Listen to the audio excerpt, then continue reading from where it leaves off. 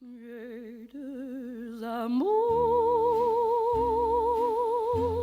mon pays et Paris, pareil toujours,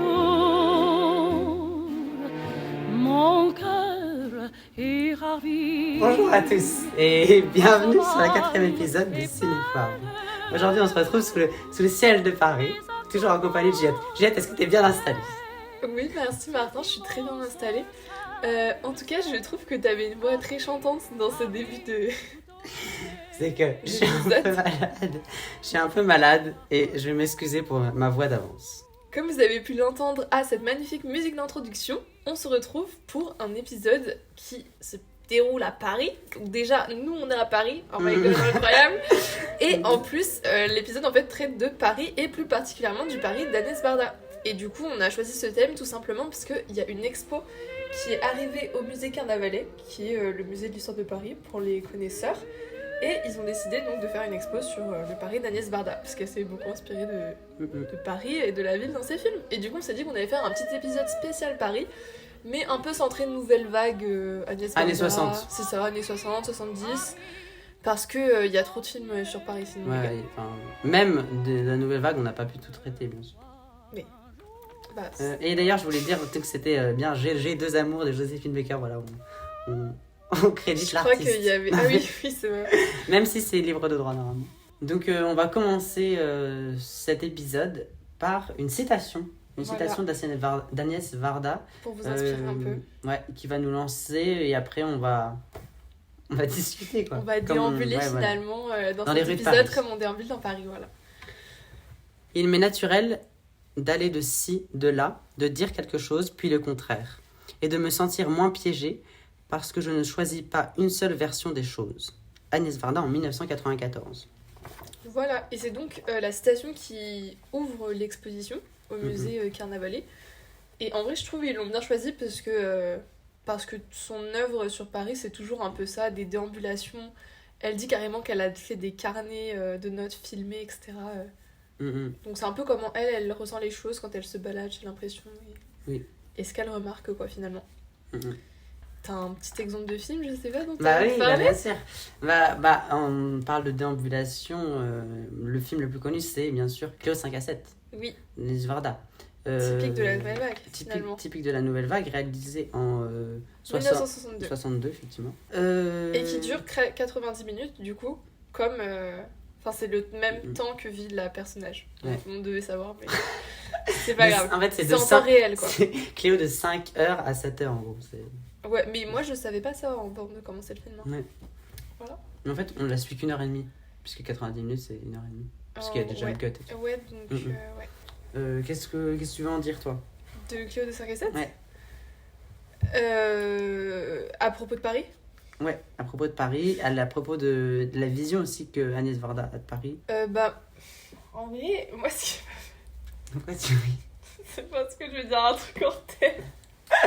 Parce que ce qui m'a le plus marqué dans le film, c'est pas tant Paris pour le coup. Ok. Alors qu'elle se balade quand même dans Paris et tout, Oui. mais j'avoue que ça m'a plus intéressé les gens qu'elle rencontre.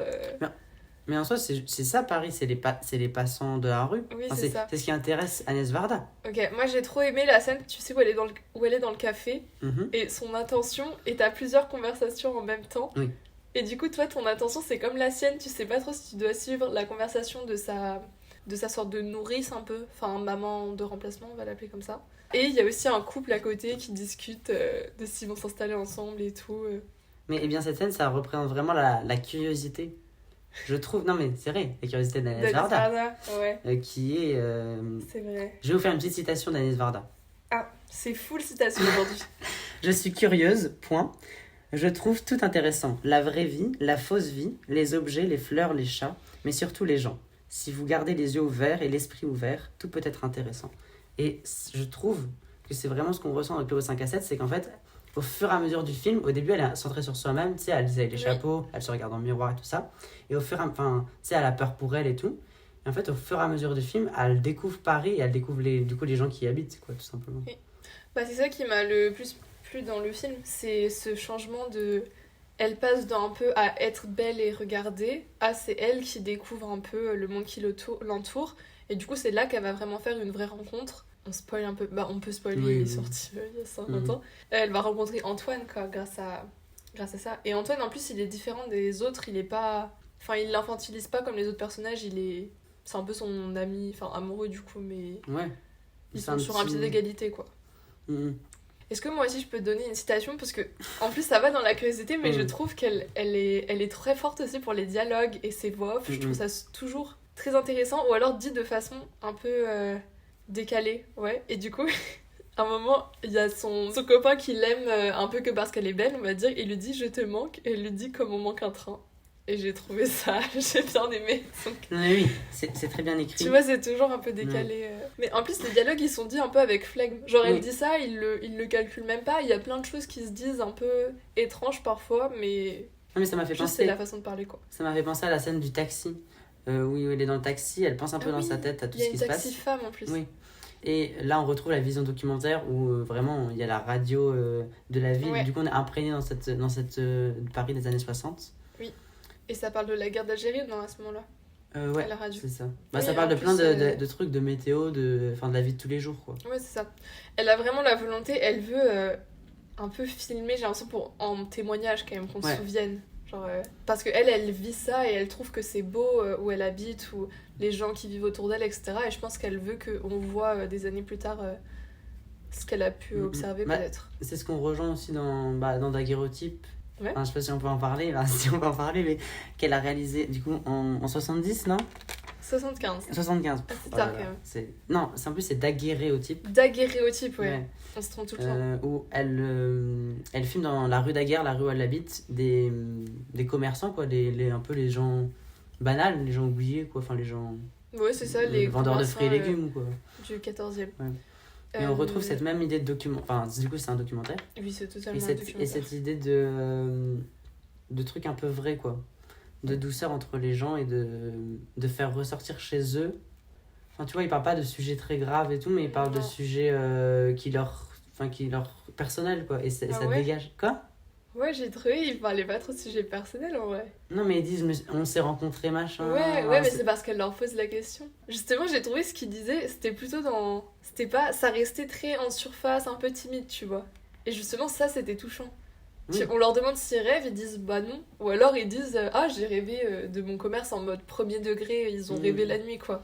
Tu vois, ça va jamais trop dans le deep, mais du coup, le fait que ça aille pas dans le profond et tout, ça en dit beaucoup sur le fait que leur travail il est épuisant, qu'ils sont dans la routine, etc. Ouais, c'est vrai. Petite discorde. Oui, parce qu'il dit quoi à un moment? Il dit qu'il a pas le temps. Enfin, il lui demande est-ce que vous rêvez? Il dit... Rêver, on n'a pas le temps. Le Ouais, voilà. dimanche, c'est télévision et on dort. Exactement. Ça oui, c'est pas mal cette citation. Voilà. J'ai peut-être en profité qu'on parle de daguerréotype et que tu as dit qu'elle filmait sa ville pour faire une petite chronique sur du coup le Paris d'Agnès Varda. Oui. Donc du coup, Agnès Varda, elle a vécu de Paris de 1943 à 2019. Donc c'est une cinéaste de la nouvelle vague de la rive gauche, bien sûr. Bah, d'ailleurs, elle habite rive gauche, on est d'accord? 14e, c'est rive gauche. Montparnasse, ouais. Ouais, Montparnasse, exactement. Et du coup, en 1951, elle va s'installer au 86 rue Daguerre, donc dans le 14e. Et elle va vivre le reste de sa vie là-bas. Et donc elle va installer à la fois son lieu de vie et son atelier d'artiste. Et d'ailleurs, elle va réaliser beaucoup de photos là-bas, etc. Donc d'ailleurs, à l'expo, on voit plein de photos qu'elle a réalisées dans la cour, donc notamment de ses voisines ou des autoportraits des chats, etc. Et petit fun fact, apparemment, elle aurait besoin de faire 14 manœuvres pour garer sa voiture, tellement c'est petit pour... sa cour est petite. Et du coup, on apprend aussi dans l'expo qu'elle aime beaucoup photographier ses modèles dans des endroits un peu atypiques de Paris, voire presque délabrés, certains murs un peu cassés, etc. Et d'ailleurs, elle a photographié Fellini, c'est, je pense, une de ses photos les plus connues. Je connaissais la photo, mais je savais pas que c'était de Barda. Donc elle l'a photographiée à la porte de Vanves et porte d'Orléans en 1956 dans des décombres. Donc même le Paris... Ouais, elle va pas... En vrai, il n'y a jamais un plan de la Tour Eiffel chez Agnès Varda, j'ai l'impression. Non. C'est que vraiment le... Et pour le revenir Paris un peu crasseux. Ouais. Pour revenir à Cléo de 5 à 7, bien, ouais. je voulais dire que il y avait... Bah, bien sûr, il y avait le beau Paris, mais il y a aussi le Paris des rats, j'ai envie de dire. Enfin, il y a des... mais c'est vrai, Paris, il y a les deux facettes. Oui.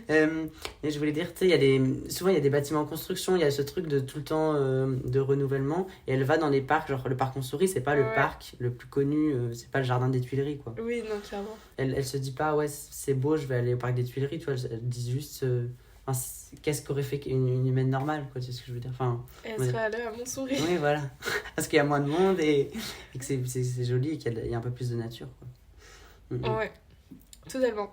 Et d'ailleurs, je voulais juste dire, oui, du coup, le film, donc le 5 à 7, déjà, il y a pour moi, il y a un peu 3 parties dans le film. Il y a la première très courte du tarot, où d'ailleurs c'est en Ouais, couleur. c'est en couleur.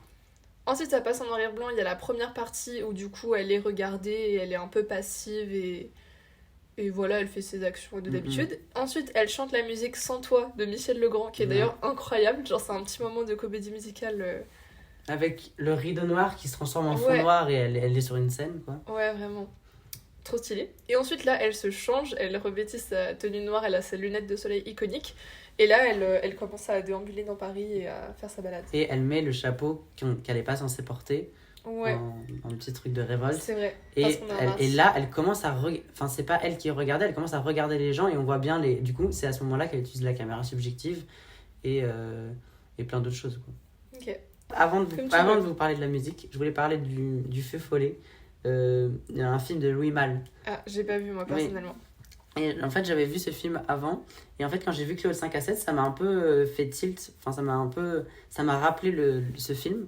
Le Feu Follet, en fait, c'est l'histoire d'une personne qui, justement, va se suicider, quoi. On sait qu'il va se suicider. Il a écrit une date sur le tableau et il va se suicider. Et en fait, dans Cléo 5 à 7, on suit un peu le même cheminement parce qu'en fait, Oui, on attend le verdict de l'examen médical. Je sais pas si on a dit savoir ça. si elle a le cancer ou pas. Ouais, voilà. Ouais, Et c'est au ça le final- but du film, en fait. Au final, on apprend qu'elle l'a, qu'elle a le cancer.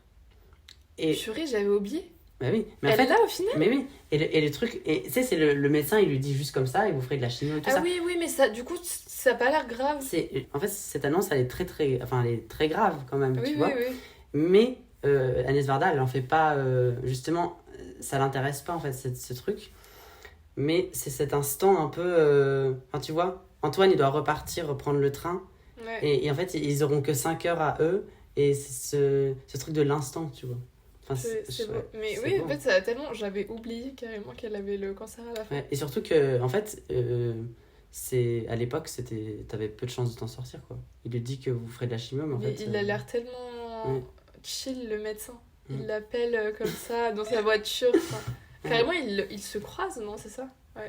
En fait, tout va s'effondrer, mais en fait, elle a compris les choses, elle a Oui, compris c'est ça. que le plus important, en fait, c'était le petit moment qu'elle a avec Antoine, et enfin, elle va pas commencer à le gâcher, quoi. Et du coup, je reviens sur le Feu Follet, parce qu'en fait, il y a aussi le même type d'errance, puisque lui, il sait qu'il va se suicider, et il va retrouver, en fait, tous les amis qu'il avait fait dans la vie. Et donc, il y a ce même truc de curiosité, où on voit des plans où il regarde les passants, mais donc, Ok. voilà. Je vous conseille ce petit film qui est un peu à mettre en relation avec... Très bien. Moi, j'aimerais retourner sur Daguerréotype parce que j'ai beaucoup aimé le film en vrai.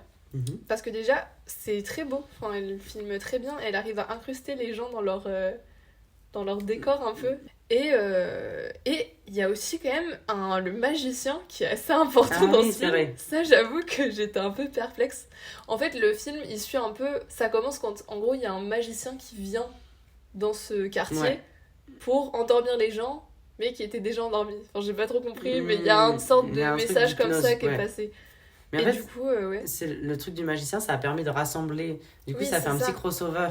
C'est ça. Et ça les a sortis de leur routine un peu. Ouais, c'est ça. Et tu vois tous les gens émerveillés face à la magie. Et c'est d'ailleurs très drôle Mhm. parce qu'elle les met en relation, on les voit en train de se faire hypnotiser et tout, Mhm. de réaliser des tours de magie, et ensuite on les voit dans leur vie de tous les jours. Et du coup, oui, en vrai, je saurais pas trop dire ce que c'est ce film, mais je crois que même elle sait pas trop ce que c'est, parce qu'à la fin, elle dit on sait pas trop, c'était un portrait collectif, un Mhm. essai, etc. Et je voulais aussi parler de la femme du début avec son mari, tu sais, le premier plan. La femme qui regarde toujours dans le vide. Ah ouais. Elle est trop bien parce que ça se Mhm. voit que Agnès, qui du coup doit être curieuse, elle veut trop essayer de la cerner, etc. Elle arrête pas de vouloir la filmer. Mais cette femme, vraiment, juste, elle fuit et Ouais. elle veut pas C'est ça. regarder la caméra, quoi. Elle est un peu inaccessible. Ouais. Bah, en fait, elle regarde la rue et en fait, ça nous fait un peu penser à Agnès Varda qui Mais moi j'ai regarde l'impression cette qu'elle route, tu regarde vois. rien. Qu'elle regarde dans le vide un peu. Je sais pas. Ouais. Bref, c'est un mystère. En tout cas, cette femme m'a bien plu. Et je voulais juste vous dire que si ça s'appelle Daguerréotype, c'est encore un petit jeu de mots de Agnès Barda. Parce que du coup, elle habite dans la rue Daguerre. Et Daguerre, il a aussi inventé un des premiers procédés photographiques. Et en plus, du coup, ça serait un peu figé les gens, je sais pas trop quoi, les Oui. endormir, etc. Enfin, il y a un peu Hypnose. un délire autour de l'hypnose, etc. ouais. Mhm. Toi, du coup, t'as trouvé... Enfin, moi, j'ai trouvé que, contrairement à, du coup, par exemple, Le Joli Mai de Chris Marker, là, lui, il prend vraiment le temps de discuter avec les gens. Tu vois, il veut un peu gratter l'info. Mhm. Alors qu'elle, elle reste un peu plus... je sais pas, elle leur pose des questions, mais elle cherche pas à avoir un discours politique d'eux. Même Oui. si, du coup, en les filmant, ça crée un discours politique. Mais alors, on peut parler de Joli Mai, et puis après, on verra un peu la comparaison. Enfin, Si tu veux. on parle des deux visions. Vas-y. En fait, pour les cours, on avait regardé Chronique d'un été de Jean Rouch et Edgar Morin. Et je sais plus où j'en suis, mais en tout cas, Chronique d'un été, c'est un film qui va filmer justement des gens, plus des amis à Jean Rouch et Surtout Edgar des Morin. amis, quand même. Et pendant tout un été. Et là, Joli Mai, c'est un peu le même concept. C'est pendant le mois de mai, ils vont filmer. Là, c'est moins des amis, c'est plus des personnes. Des personnes. Ouais, pour moi, il essaie de vraiment filmer presque tout Paris. Ouais. Ouais. Et en fait, justement, j'ai préféré l'œil du coup de Chris Marker, c'est ce que j'ai dit dans ma critique. Parce qu'en fait, on va de lieu en lieu. Et du coup, je disais que chaque lieu avait un espèce d'interprète. Et chaque lieu avait un représentant, quoi. Et donc, on va à Aubervilliers. Ouais. Donc là, il y a cette dame qui est relogée. On va à la place de la Bourse. Il y a les deux petits traders. Oui, les petits traders. Et voilà. Et donc, en fait, il s'attarde à capter un espèce d'éphémère et de... Je trouve il arrive dans les conversations, tu vois. Le moment où il y a les deux architectes qui parlent ensemble. Ouais. Et limite, on a l'impression qu'il n'avait pas posé de questions, qu'il s'est juste glissé discrètement. Ok. Oui, je suis d'accord. Mais après, moi, je me disais... Enfin, peut-être c'est faux ce que je vais dire.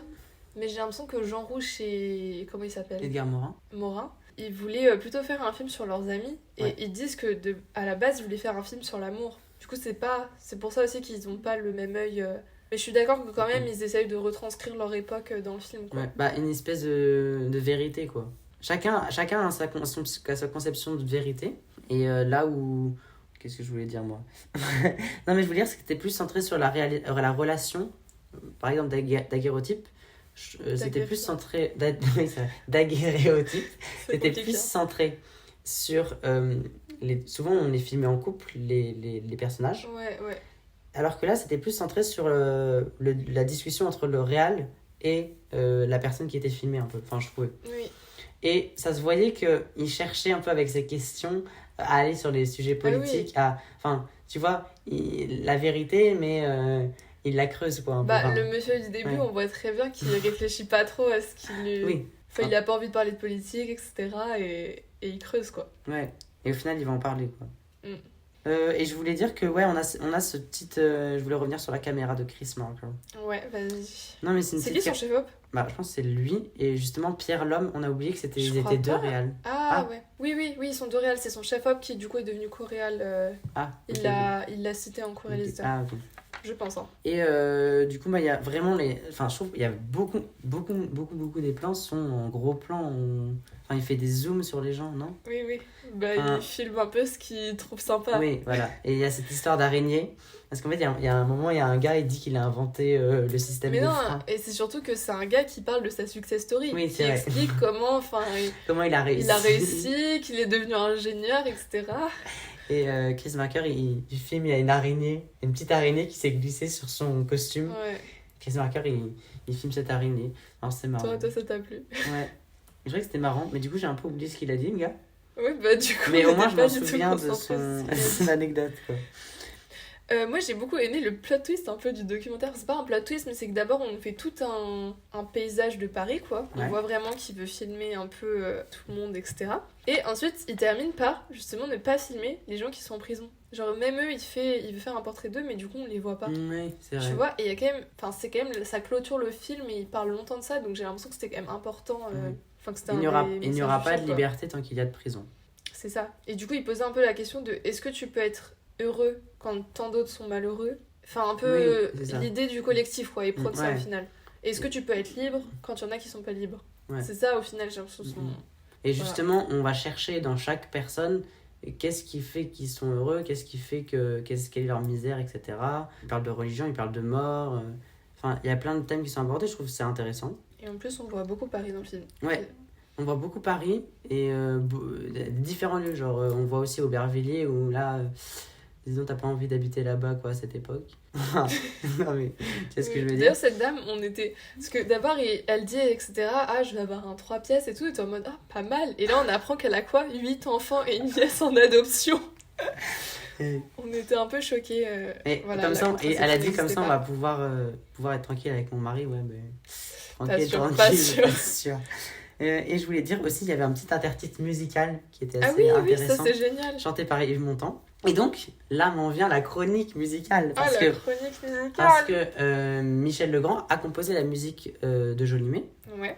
Et à la fin, il y a ces plans où on voit tu sais, la place de l'Étoile avec l'Arc de Triomphe. En accéléré. Ouais, en accéléré. Et on voit en fait qu'il y a toujours des voitures. Enfin, Oui, il y aura jamais pas de voitures. Même Et c'est en 1960. Ouais, voilà. Et il y a un flux infini comme ça. Il y a une espèce de. C'est aussi ça dans les constructions aussi, dans les constructions de Paris. Genre, c'est tout le temps. Enfin, voilà, c'est encore et encore. Et les murs de Paris tiennent. Enfin, comment dire, c'est un peu figé, quoi. Et on voit toute Oui. la population qui. Et nous, on est encore dans le même Paris, enfin, Je dans suis les mêmes d'accord. bâtiments. Ce que j'allais dire, je trouve que Paris n'a pas tant changé. Mhm. Par contre, la société énormément. Oui. Genre quand tu vois les femmes qui sont en mode, bah je comprends pas trop pourquoi j'ai le droit de vote. Je comprends pas ça sert à quoi, mais. Ouais, du coup tu voulais faire ta chronique sur Mhm. Michel Legrand. Ouais, c'est ça. Rappelle qui c'est peut-être. Ouais, du coup, c'est le but de ma chronique. Hein. Et Donc, bah, donc Michel Legrand, donc c'est un compositeur né en 1932, décédé en 2019. même comme Anis Ouais. Baba. Info Wikipédia. Alors, du coup, c'est un très grand compositeur de musique, de films, et notamment de musique de jazz. C'est un Ok. des grands jazzman de son époque. Et donc, il va travailler pour les films de la Nouvelle Vague. Donc, il va faire la musique de Claude 5 à 7. D'ailleurs, c'est lui le pianiste dans Claude 5 à 7. Voilà. Ah oui. Il joue. Il va aussi faire des BO pour des bandes originales pour Godard, Vivre sa vie. Et surtout, Jacques Demy, Petit coup de cœur amical. Bien sûr. Et ils vont faire du coup Lola, les parapluies de Cherbourg. Les parapluies de Cherbourg qui va un peu redéfinir la comédie musicale. Parce que la comédie musicale était un peu en train de mourir, quoi. Et surtout qu'on ne faisait pas de comédie musicale en France, enfin, du moins pas comme Jacques Demy l'a fait. Et donc ils vont redéfinir un peu ce code avec les inspirations vraiment très jazzy, quoi. Non mais c'est vrai, quoi. Et puis après, Les Demoiselles de Rochefort. Ah oui, Et c'est donc, ce que j'allais dire, ouais. il a fait Les Demoiselles. Ouais. Et plein d'autres films par la suite, mais qui ne sont pas du coup de la Nouvelle Vague. Et donc il a 3 Oscars à son actif, c'est pas mal, dont une pour la meilleure chanson originale, les Moulins de mon cœur. Et je voulais dire que c'était une musique très... il y a quelque chose d'excessif et d'hyperactif, comme lui-même était.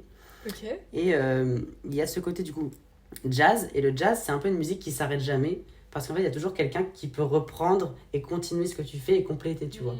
Et en fait, c'est ce qu'on retrouve aussi dans la Nouvelle Vague. Du coup, j'avais envie de dire Shadows Ouais. de Cassavetes. Non, Si, C'est Jeanne ça. Cassavetes.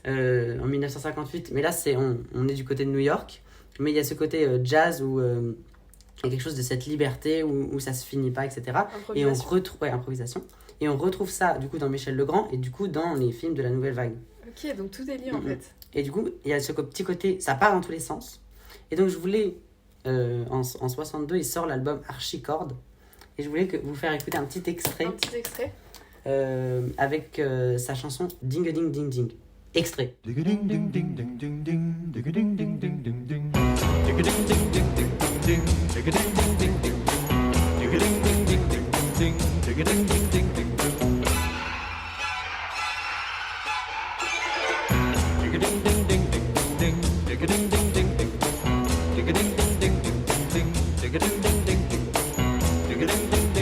ding. Dig-a-ding ding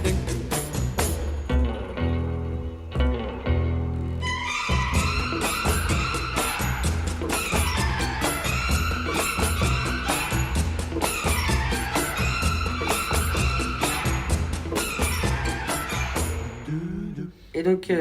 Et donc voilà. Ding ding ding. Et non mais très belle musique, vous allez voir. Et vous pouvez écouter tout l'album qui part un peu dans tous les sens. Qui est un peu dingue comme la musique, quoi. Et puis voilà, et puis après il va faire son petit bout de chemin. Et si vous voulez aller plus loin, il y a un film qui est sorti un documentaire qui s'appelle Il était une fois Michel Legrand. Et on voit toutes ses facettes, son côté un peu tyrannique avec ses musiciens. Il fallait bien jouer, quoi. Et ce côté où il écrivait tout le temps, où il y avait toujours besoin de créer, et un peu comme Chris Marker. Parce qu'en fait, je reviens sur Chris Marker, mais en fait, j'ai regardé un petit documentaire d'Agnès Varda Ah, qui tu l'as s'appelle vu oui, dans l'atelier de dans l'atelier de Marker. Chris Marker. Et son atelier, Juliette t'aurais pas supporté parce que vraiment, c'est tout Ah et bon n'importe quoi. Il y a plein de trucs par terre, il y a des fiches par terre, il y a des DVD, il y a des CD, il y a... Ah ouais, peut-être Ouais, pas. vraiment, c'est le bazar. Il y a des chats, il y a des n'importe quoi. Que ça me donne trop envie de voir. Et ça me fait penser, du coup, ça m'a fait penser à justement Michel Legrand, enfin la musique de Michel Legrand. Et voilà. Merci, je savais pas tout ça, c'était très intéressant. Et du coup, bah, est-ce qu'on peut parler Euh, d'autres choses à Paris, qui se passe à Paris? Bah, oui. J'aimerais bien parler d'un autre film que Agnès Varda a fait qui se déroule à Paris, qui est pas... On sait pas trop si on le classe en documentaire, fiction ou un peu Expérimental. court-métrage expérimental. Bref, c'est l'Opéra Mouffe de Agnès Varda, donc... Sorti en 58, ouais, si ma mémoire est exacte. tout à fait, tout à fait. J'ai Non perdu mes notes. J'ai pas pris de notes. Et on retrouve, je trouve, dans l'Opéra Mouffe, la même chose que dans Daguerréotype. Ouais, Ce côté curieux, on filme les gens un peu à leur insu, vraiment oui, oui, vraiment. et on filme les gens dans cette rue. Du coup, ça part de la rue Mouffetard et des allées et venues de la rue. Ouais. Toujours cette idée de passant et de passage. Et on filme aussi les plus démunis, les fruits et légumes. Oui. Voilà. Bah, elle filme un peu aussi parce qu'elle est enceinte, donc elle filme son ventre. Est-ce que c'est vraiment elle ou pas? Bon, on voit une femme enceinte. Ouais. Elle filme un peu ses envies, donc la nourriture, on voit un petit couple d'amoureux. C'est sympathique. Voilà. Mm, mm. Et j'avais fait quelques petites recherches sur la rue Mouffetard, je sais pas si ça peut intéresser des gens. Si, je pense que le monde Ça entier est t'intéresse intéressé par la rue Par la Mouffetard, rue Juliette. Mouffetard. Oui, donc parce que la rue Mouffetard a quand même inspiré beaucoup d'artistes en soi. Vous devez tous connaître La sorcière de la rue Mouffetard et Autres contes de la rue Broca. Non. Tu connais pas ça? Non. Choquant. Bah, dites si vous connaissez, les auditeurs. Personnellement, c'est un des livres de mon enfance et ça raconte l'histoire d'une sorcière qui habite rue Mouffetard. Enfin, pour dire que la rue Mouffetard, elle a une influence dans la pop culture en fait. Bah bien, et hyper connue la rue Mouffetard. Elle est hyper connue et Les c'est d'ailleurs- crêpes. Attention les crêpes. Mais c'est une des rues les plus anciennes de Paris, donc Ouais. puisqu'elle date de l'Empire romain. Et Ouais, c'était une rue à Lutèce, je te jure, c'était une voie romaine. Et au Moyen-Âge, c'était un centre d'artisanat, donc il y avait déjà beaucoup de ok. savoir-faire d'artistes, etc. Et à la Renaissance, attention, je fais des recherches, c'était le lieu de rendez-vous toujours des artistes, des philosophes, etc. Et la place de la Contrecarpe, qui doit vous parler si vous êtes parisien, Oui. était également le lieu de rencontre des poètes de la Pléiade. Donc elle est pleine de iconique, ressources, cette Ronsard. petite rue Mouffetard. Tout à fait. Et Là- du coup, il y a une hypothèse pour expliquer le nom de la rue Mouffetard, parce que c'est vrai que c'est un petit peu mignon comme nom. Mais du coup, l'origine, donc c'est une hypothèse, hein, c'est pas à 100% vérifié, ok. c'est d'un historien. Ça viendrait des auteurs épouvantables appelés moffettes, qui vient du français médiéval. Et du coup, ce serait parce qu'en gros, les écorcheurs, papetiers et teinturiers, donc les artisans de la rue, ils jetteraient leurs produits qu'ils utilisaient dans les eaux de la Bièvre, qui était en fait une branche de la Seine qui traversait la rue Mouffetard. Il y a eu une rivière qui a traversé la rue Mouffetard jusqu'en 1932, et ensuite ils l'ont enterrée. Ah. Donc maintenant, il y a la Bièvre qui passe sous la rue Mouffetard. Voilà, vous pourrez flexer en repas Moi, de famille Moi, je grâce à pensais moi. que c'était parce que ça puait la rue. C'était une fake news alors, ça. Bah, parce que- si, c'est exactement ce que Ah. j'ai dit, c'est parce qu'elle puait. Parce qu'ils jetaient des trucs dans la Bièvre. Pardon. J'ai pas écouté. C'est fou ça. Ah, mais alors, moi, je trouve ça super que la rue Mouffetard soit un peu restée ce côté bouffe et ce côté. Parce que. Non, mais c'est vrai que c'est. Enfin, Ce je veux dire, côté il y a- sale, tu veux dire. Non, mais. Il y a ces côtés sales, bien sûr. C'est un Mais- côté un peu populaire et Ouais, tout, voilà. quoi. Malgré que ce soit dans le 5e, tu vois. C'est Il y ça. a des plats pas chers, il y a Oui, des de bons fou. plans, il y a Bah, des c'est super l'endroit burgers. des étudiants aussi. Mm.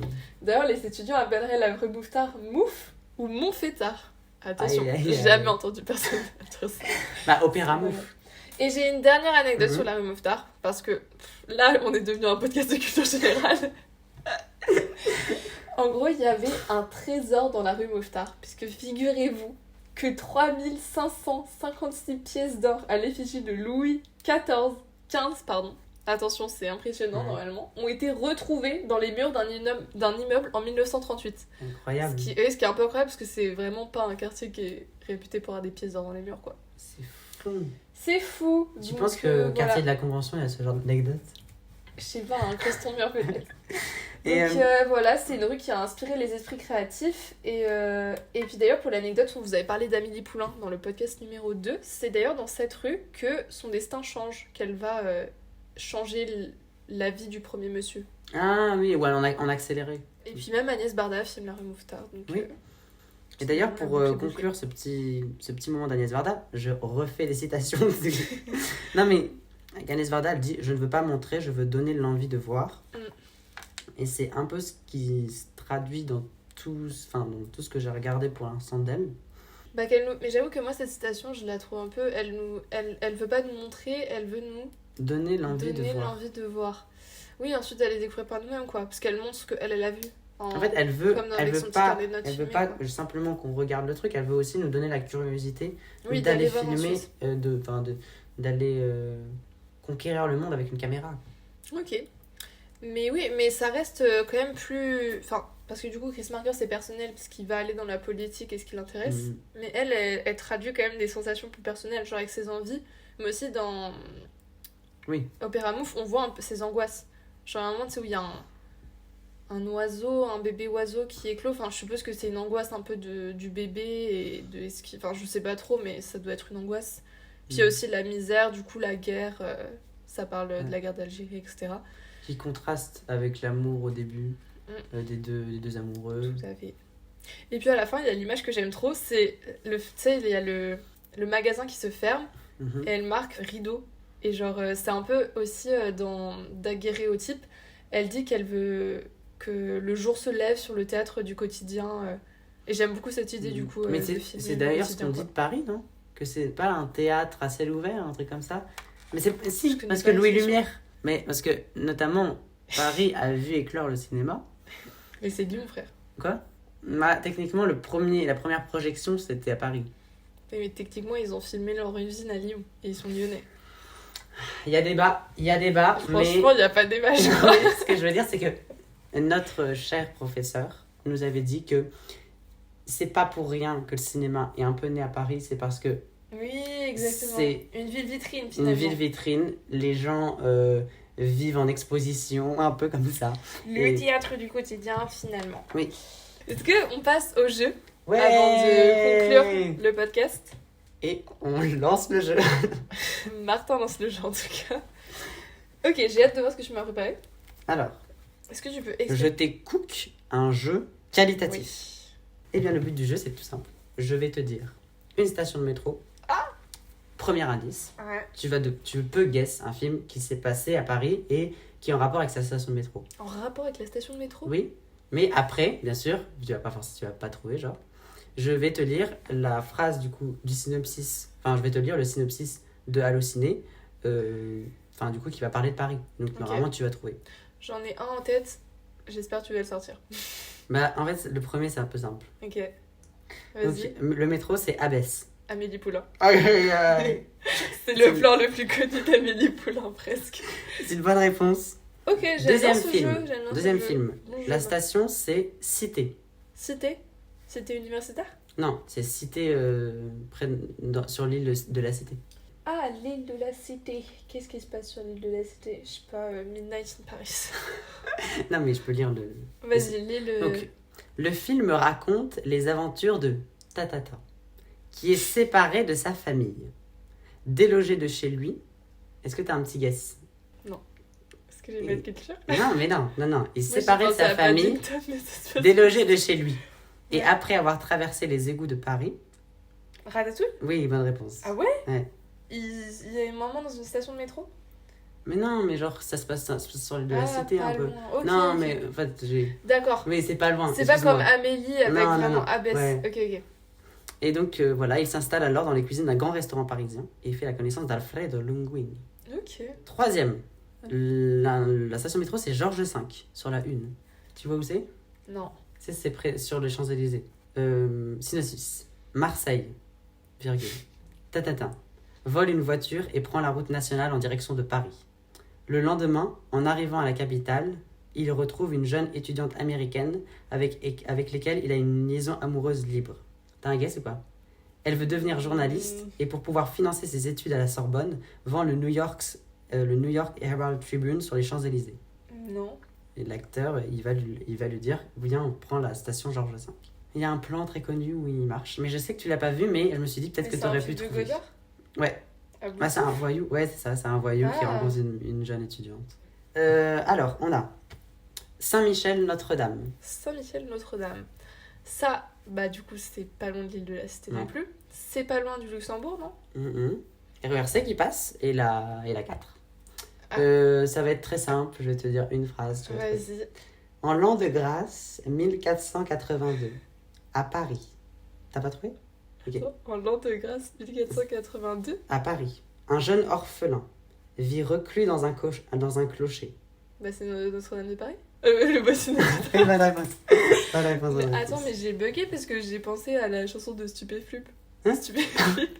En l'an de grâce, bref, c'est pas grave. Hors Ces seuls sujet. amis sont les gargouilles, la rocaille, la muraille, la violette. Ok, je pensais pas qu'on Mhm. aurait aussi profond dans l'histoire de Paris, mais Bah, c'est connu quand c'est même. bien. Et le dernier, Moi, il est j'ai pensé à la le dernier est Madeleine. très simple. Nous avons Madeleine, la station Madeleine, de son enfance à la gloire, de ses victoires à ses blessures, de Paris à New York. T'as pas? Faut que j'ai? À travers un destin plus incroyable qu'un roman, Ouais. découvrez l'âme d'une artiste et le cœur d'une femme. Intime, intense, fragile et indestructible, dévouée à son art jusqu'au sacrifice. Voici la plus immortelle des nanana. De Paris à New York? Ouais, de Paris à New York. On est sur une artiste. Une artiste? Découvrez son destin incroyable. C'est pas une couturière? La plus immortelle des... Il n'y a pas beaucoup de gens à Paris qui sont immortels. Une chanteuse? Ouais. J'ai envie de dire Dalida. Elle est pas. T'as pas la rêve de ce film? Je crois pas. Bah, la chanteuse la plus connue de France. Edith Piaf? Ouais. Ah non, j'ai pas vu le film sur Edith La Piaf. Môme. Le Non. biopic Non, Marion j'ai pas dit la Cotillard. Môme. Ah, Non, ok. non, non. Mais t'aurais pu ouais. quand même deviner. Non. Oui, j'aurais pu deviner. Ouais, ok, Mais ok. New York, ça m'a perturbée. Ouais. Je Mais sais c'est qu'elle pas. elle a aussi parti chanter à New York. Ok. Et du coup, Madeleine, Bah, je c'était savais en pas. référence à l'Olympia, qui est juste à côté de Madeleine. Et c'est là où elle a fait son Oh. dernier concert. Alors là, il fallait avoir de la Oh oui, culture. voilà, c'est un peu. Voilà. Ok. Un du petit jeu. Bah, ce petit jeu était très sympathique. Ouais. En plus, on peut jouer avec nous. Ouais. Mais c'est pour ça que j'ai fait ça. Et on va de lieu en lieu de Paris, des récents et des anciens. Non, mais Je ne plus en débrief le jeu. je voudrais conclure avec ma petite surprise, Juliette. Ah, t'as une petite surprise. On va faire la petite surprise et après on fait le petit jeu. Allons-y. Est-ce que vous êtes prêts pour la surprise, les gars? Moi, je suis pas prête, je crois. C'est nul. Hein. Attends, il faut que Mais je faut pas dégrader ces surprises, en fait. Fais monter le suspense. Roulement de Je tambour. fais monter le suspense, roulement de tambour. Non, mais pour conclure. Et en fait, je vais vous lire un poème. Que t'as écrit? Non. Ah, je suis désolé. déçue, là. Ah non, mais je suis désolée. Ah, je suis déçue. Non, non, non. Je vais vous lire un poème qui résume, je trouve, tout ce qu'on a parlé, les films d'Agnès Varda, entre autres, et Jolimet, Chronique d'un été, d'autres films dont on n'a pas parlé. Et Trop cool. bien entendu, on parle de Paris. Et donc, qui est le GOAT de Paris, Juliette? Trop, j'allais dire une grosse connerie. Le GOAT de la poésie. Baudelaire. Oui, bonne réponse. Notre bon vieux Charles. Et donc, Ah, j'ai... j'étais sûre. Bah oui, c'est Tu sûr. pouvais pas conclure sans parler de Baudelaire. Et donc, j'ai Oh ramené les fleurs du mal. Les gars, il y a un happening. Mais c'est normal, je vais lire le poème. Waouh. Mais avant de vous lire le poème, il faut que je vous dise pourquoi j'ai choisi ce poème, parce que j'ai pas choisi au pif non plus. Ça va me toucher premier degré. Hein. C'est que hier, j'ai relu du coup les tableaux parisiens, qui est la section des fleurs du mal où il décrit Paris. Et j'ai choisi À une passante, ça s'appelle le poème. Ah, Tu connais? oui, bien sûr. C'est l'un des poèmes Je les plus pense que je l'ai connus. étudié au bac. C'est un des poèmes les plus connus de tableaux parisiens, donc je vais pas être très. T'es pas très fun. original. Non, pas très original. Mais je trouvais que ça captait l'essence de la nouvelle vague. Ok. À une passante, ça parle du coup d'un amour furtif, d'un amour éphémère, d'un amour qui disparaît avant même de naître. Non mais c'est fou. Et du coup, ça m'a fait penser justement aux différents films de la nouvelle vague, notamment Agnès Varda avec Cléo qui rencontre Antoine et leur rencontre Antoine va devoir partir. Donc il y a ce côté un peu éphémère de la rencontre. Je trouve que ça dépend aussi Paris. Enfin, les films de la nouvelle vague dépeignent Paris.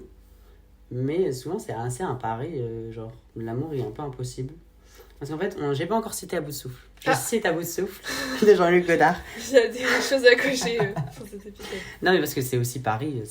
En Oui, vrai, c'est. bah, toute la c'est- nouvelle vague presque Oui, oui, oui. passe à Paris au Mais final. surtout À bout de souffle, où vraiment on dépeint un Paris et aussi une histoire d'amour impossible, donc ça m'a fait penser à ça. Et voilà, la passion, l'éclair, le flot des passants, voilà, une passante. Non, mais le truc de Jolimé où on filmait ça, etc. Et donc je trouvais que ça faisait une belle synthèse. Voilà. Et donc j'ai noté, Bah, tu l'as bien teasé. et j'ai noté du coup une rêverie quasi mystique d'un amour qui ne se réalise que dans sa perte. Donc c'est uniquement dans sa perte que l'amour se réalise. Enfin, du coup c'est un peu une antiphrase. Une vision. Une vision. Une vision de Baudelaire parce que le spleen est l'idéal. Voilà le beau. Là, il ouais. est très heureux. Non mais voilà, Tu attendez. nous lis ça? Oui. Ah non, t'as pardon. un dernier truc à rajouter. Ouais, parce qu'en fait, je vais pas vous le lire sans que vous n'allez pas comprendre sinon. C'est vrai qu'on est très cons donc. Ouais. Non mais je voulais juste vous faire une analyse très très succincte rapidement. Je voulais juste vous dire que la première phrase, ça tient en un seul vers et c'est la seule phrase qui décrit Paris. Du tout le. Oui, de tout le poème et tout le Ah. reste du poème décrit la Mais femme. pas de tout le. Comment on Non, appelle non, ça? non, Du recueil. non, du poème à une passante. Et donc, la première phrase, c'est uniquement la ville, et après, le temps s'arrête, le temps qu'il rencontre la femme, alors que c'est juste une passante, ça va super rapidement, quoi. Donc, je vais lire ce poème accompagné d'une musique de Michel Legrand. Oh non! Si, pour lier un peu tout ça.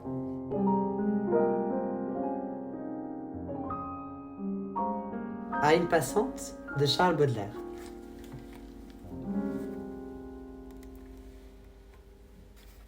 La rue, assourdissante, autour de moi hurlait. Longue, mince, en grand deuil, douleur majestueuse. Une femme passa d'une main fastueuse, soulevant, balançant le feston et l'ourlet. Agile et noble, avec sa jambe de statue. Moi, je buvais, crispé comme un extravagant. Dans son œil, ciel livide où germe l'ouragan, la douleur qui fascine et le plaisir qui tue. Un éclair, puis la nuit. Fugitive beauté, dont le regard m'a fait soudainement renaître, ne te verrai-je plus que dans l'éternité. Ailleurs, bien loin d'ici, trop tard, jamais peut-être. Car j'ignore où tu fuis, tu ne sais où je vais. Ô toi que j'eusse aimé, ô toi qui le savais.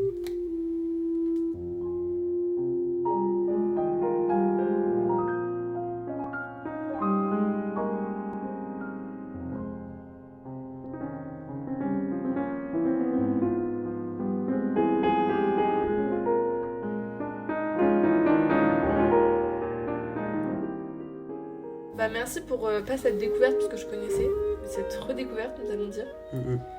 Euh, Je voulais quand même chapeau l'artiste d'avoir utilisé le subjonctif imparfait hein, que juste aimé, je trouve ça fou. Hein. J'ai même pas calculé. Non mais Non, mais j'ai quand même cherché le temps avant pour être sûr de ce que je j'ai juste disais. aimé. C'est beau. Non mais voilà, c'était le petit truc qui résumait parce qu'en fait Ta il y a ce conclusion, côté de... pour les films.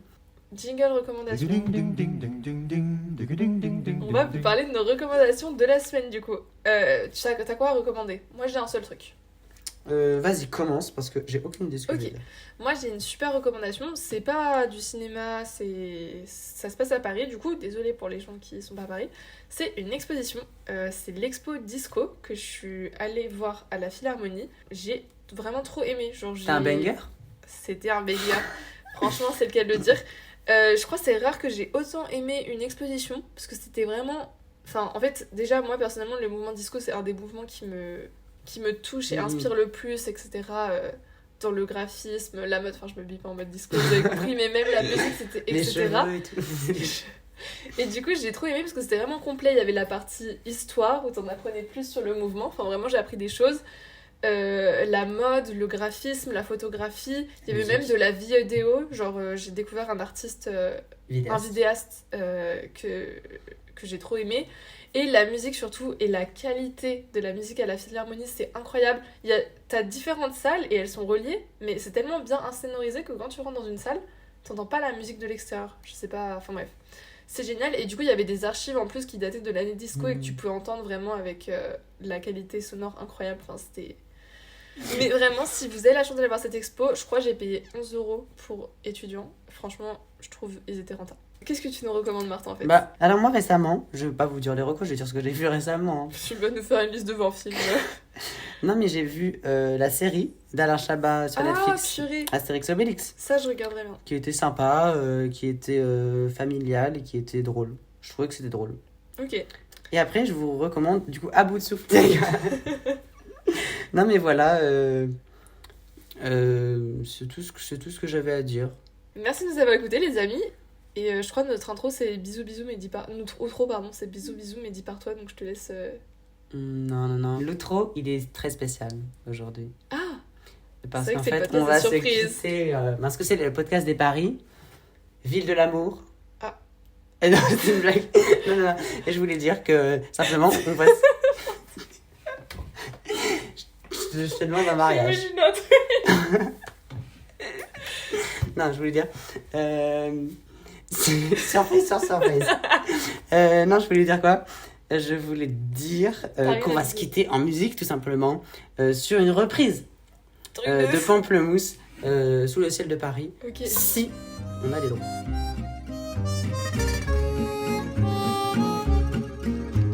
Sous le ciel de Paris s'envole une chanson. Elle est née d'aujourd'hui dans le cœur d'un garçon. Sous le ciel de Paris marchent des amoureux. Leur bonheur se construit sur un air fait pour eux. Sous le pont de Bercy, un philosophe assis, deux musiciens, quelques badauds, puis des gens par milliers. Sous le ciel de Paris, jusqu'au soir vont chanter l'hymne d'un peuple épris de sa vieille cité. Près de Notre-Dame, parfois couvre un drame. Oui, mais à Paname, tout peut s'arranger. Quelques rayons d'un ciel d'été, l'accordéon d'un marinier, l'espoir fleurit au ciel de Paris.